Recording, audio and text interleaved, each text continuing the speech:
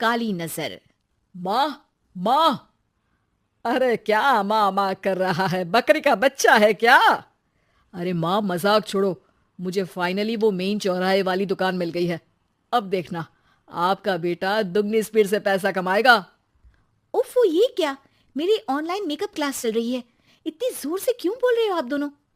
अरे मेरी धर्म पत्नी जी, मेकअप क्लास बाद में करना। वो चौराहे वाली दुकान मिल गई है हमको। अरे वाह! रुको, मैं अपनी माँ को फोन लगाकर बता देती हूँ। अरे मैं भी अपने रिश्तेदारों को बता देती हूँ। कितनी खुशी की बात है। हाँ हाँ, मैं भी अपने दोस्तों को बता देता हूँ। 1 हफ्ते बाद रजिस्ट्री है। बस, घर में खुशी का मौका था। उन तीनों ने अपने अपने फोन उठाए और लोगों में बात फैलाना शुरू कर दिया। और रही सही कसर, श्वेता बहू ने अपने पड़ोस में सबको बताकर कर दी। अरे वर्मा आंटी, अब हम भी जल्दी कार ले लेंगे। घर का रेनोवेशन होगा और ठाट से रहेंगे हम भी। अरे, ऐसा क्या हुआ? लॉटरी बाटरी लग गई है क्या? अरे, इस बार चौराहे वाली मॉल में हमको भी दुकान मिल गई है। दुकान नंबर 21, जो एकदम चौराहे पर है। अब ग्राहक बढ़ेंगे तो आमदनी भी बढ़ेगी ही ना। अरे वाह, कितनी खुशी की बात है। मैं बहुत खुश हूँ तुम्हें इतना खुश देख के। बाकी एक बात कहूँ, सबको मत बताते फिरना। किसी की नजर लग जाएगी तो खुशी की खबर वापस लौट जाएगी। हैं? ऐसे थोड़ी ना होता है। अब डरा रही हो। अरे सही कह रही हूँ। काली नजर कहते हैं इस चीज को, जब आप किसी को कुछ बताओ और वो काम बिगड़ जाए। अरे लेकिन मैं तो। तुमने सबको बता दिया ना? हाँ, फोन लगा लगा के। अब बच के रहना। काली नजर बड़ी खतरनाक होती है। श्वेता इतनी खुश रहती है कि वो वर्मा आंटी की बात पर ध्यान ही नहीं देती, जबकि पड़ोस में और भी लोगों से खुशी की खबर शेयर करती रहती है। अगले दिन राजेश बहुत दुखी होकर घर आता है। अरे बेटा, क्या हुआ? मुंह क्यों सूजा हुआ है? मधुमक्खी ने काट लिया क्या? माँ, वो दुकान किसी और के पास चली गई। किसी ने ज्यादा भाव लगा दिया। अरे पर बात तो आपसे हुई थी ना उस दुकान वाले की। हाँ, आज मैं टोकन अमाउंट देने गया था, तब मुझे पता चला। कोई आकर सुबह मुझसे पहले ही ज्यादा अमाउंट दे गया। हम्म, काली नजर। क्या? क्या कहा? वर्मा आंटी ने समझाया था कि किसी को बताना मत, वरना काली नजर लग जाएगी। अच्छा, तुम्हें उनकी बात मान लेनी चाहिए थी। उनकी बात मान लेती, लेकिन उसके पहले ही सबको बता चुके थे ना हम तीनों। अरे अगली बार से ध्यान रखेंगे। कोई भी नई चीज होगी तो किसी को नहीं बताएंगे। तीनों कुछ दिन ऐसे ही रहते हैं, पर एक दिन श्वेता को एक मेल आता है। राजेश, मेरा ऑनलाइन मेकअप कोर्स कंप्लीट हो गया। अब मैं खुद का पार्लर खोल सकती हूँ। अरे वाह, अपने मोहल्ले में ही खोलते हैं। ये जो घर के सामने दुकान है ना, वहीं। हाँ, यहाँ सस्ती भी मिल जाएगी। अगले दिन श्वेता वर्मा आंटी के पास जाती है, मिठाई का डब्बा लेकर। अरे आओ आओ, कैसे आना हुआ? जोर से नहीं बोलूंगी। वो सामने वाली दुकान है ना, वहां मैं अपनी पार्लर की दुकान खोलने वाली हूँ। उसकी मिठाई है। अरे वाह, बहुत बधाई हो तुमको। हाँ, मैं कमाने लगूंगी तो राजेश पर पूरे घर का बोझ नहीं रहेगा ना आंटी जी। ये तो है। पर ये बता कि तूने ये बात किसी और को तो नहीं बताई ना? अरे नहीं नहीं, पिछली बार गलती कर दी थी। काली नजर लगी किसी की और राजेश के हाथ से वो दुकान चली गई थी। सबको मत बताना। चलो मैं चलती हूँ, कल दुकान की बात करने भी तो जाना है। अगले दिन श्वेता दुकान के लिए मालिक से बात करने जाती है।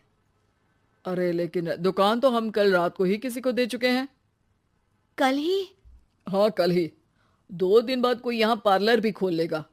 अब कहीं और दुकान देख लीजिए। अरे पर हमको भी तो पार्लर ही खोलना था। हाँ भाई, ये एक ही दुकान है। आधी आधी तो नहीं दे सकता ना मैं। राजेश और श्वेता घर पर हताश होकर आ जाते हैं।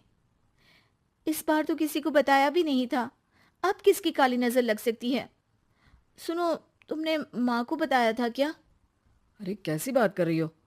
माँ की नजर थोड़ी ना लगेगी। पक्का तुमने किसी को नहीं बताया था ना?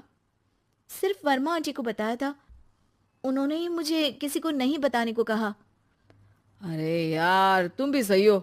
मेरी माँ को नहीं बताने को कह रही हो, पर वर्मा आंटी को बताना तुम्हें जरूरी लगा। अरे वर्मा आंटी ने ही तो काली नजर के बारे में बताया था ना। वो हमेशा हमारा भला ही तो चाहती हैं। मेरी माँ भी हमारा भला ही चाहती है। अरे पर चिल्ला क्यों रहे हो? बात नहीं कर सकते क्या आराम से? नहीं आता वो आराम से बात करना, और करना भी नहीं चाहता हूं मैं।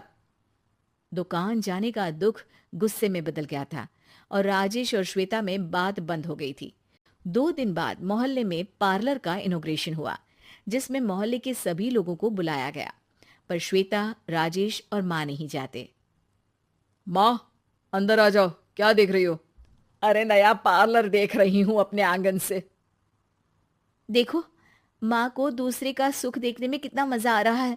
मेरा दुख नहीं दिख रहा इन्हें। यहाँ मेरा पार्लर भी तो हो सकता था। अरे चुप रहो यार, हर बात में लड़ाई क्यों ढूंढ रही हो? राजेश और श्वेता फिर बहस करने लगते थे। तभी माँ ने दोनों को बाहर बुलाया। अरे जरा देखो तो, दुकान चलाने वाले का बोर्ड पर नाम क्या लिखा है? श्रुति वर्मा। गाड़ी निकाले बेटा, हमें कहीं जाना है। काली नजर का इलाज कराने? राजेश अपनी बाइक निकालता है। तीनों ट्रिपलिंग कर रहे हैं। माँ राजेश को उस मॉल वाली दुकान पर लेकर जाती है जहां राजेश अपनी दुकान खोलने वाला था। यही दुकान लेना चाहता था ना तू? हाँ, पर इनको भी दुखी करने लेकर आई हो क्या यहाँ पर दुकान दिखाकर? वहां काफी नहीं था? अरे श्वेता, थोड़ा सब्र रख, अभी पता चलेगा कि हम यहाँ क्यों आए हैं। बता, इस दुकान चलाने वाले का नाम क्या है?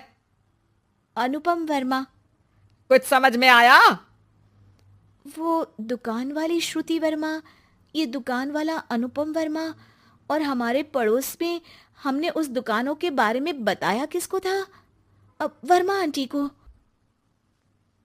मतलब वर्मा आंटी ही हमारा काम बिगाड़ रही है?